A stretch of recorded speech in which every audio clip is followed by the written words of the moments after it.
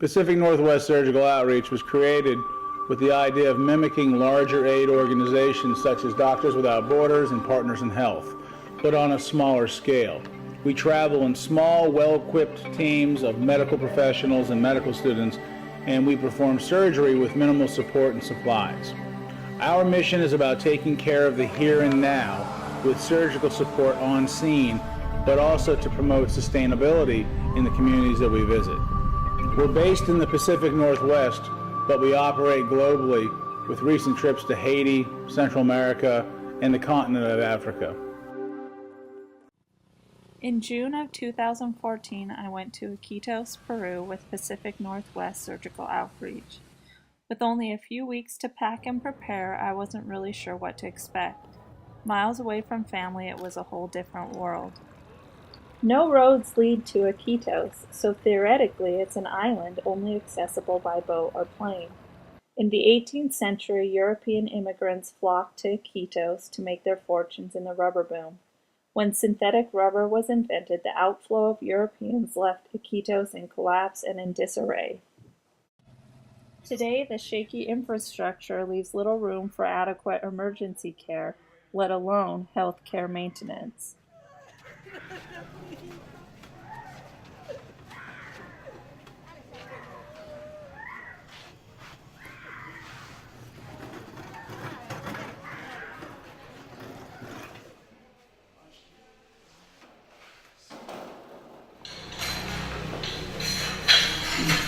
Anesthesia runs off that.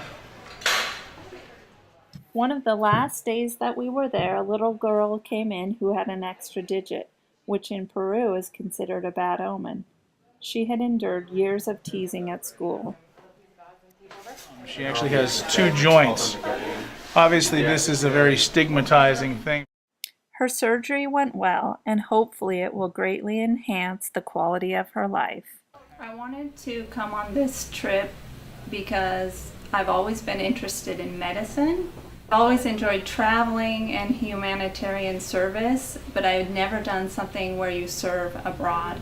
I traveled a lot to Europe and South America before, but never in a capacity where I was helping people, and it feels much different to be helping, much more meaningful than being a tourist, because when you're a tourist, you're kind of reserved to kind of a different sector of things that you visit, and you don't go in and see real things in real life. Yep.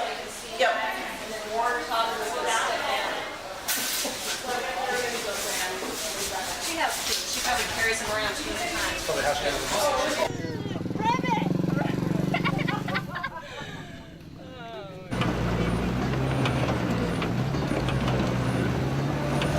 Actually pre-ordered some to bring back with us later.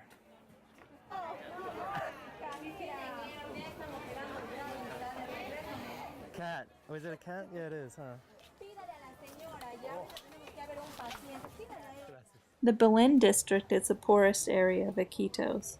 We spread the word in Belen that we were doing elective surgeries. Then we went into the homes to do preliminary screenings to select good candidates for surgery. And we say no, just Next time So we're just continuing our walk into Belen. We're going to go visit another patient and do a couple examinations on people. It's actually turning out to be a pretty productive day because we're recruiting patients left and right wherever we go. So we're going to be pretty busy the next few days. Bueno. Okay. Good. Yeah, that's another one. Definitely something that we can keep from getting bigger by operating on it now. Whoops. So how long has he had this hernia? ¿Cuánto tiempo ya está usted con la hernia? 20 años. Dale la dirección. Tiene la dirección. Ya.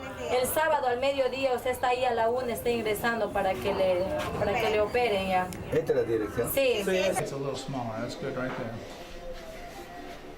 Because it kind of buckles if you take too big a bite in the beginning.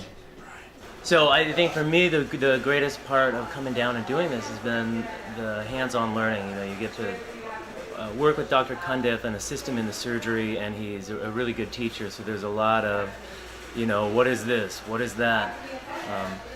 The surgery is interesting because you have to think about the human body in 3 dimensions, which is not very intuitive, at first, and it takes a lot of years of experience before you can really get in there and really understand what you're doing, So working with Dr. Cundiff is great because it really accelerates the learning process, being able to be in there, be hands-on, getting asked a lot of questions. Okay, give me some irrigation. Go back to you right here. It was not unusual to work from dawn to dusk on most surgery days. So we're wrapping it up. We have been here for 4 days of operating. We've done 28 operations. It's been a up and down task, and we have persevered. So we're heading home, packing our stuff up. Okay,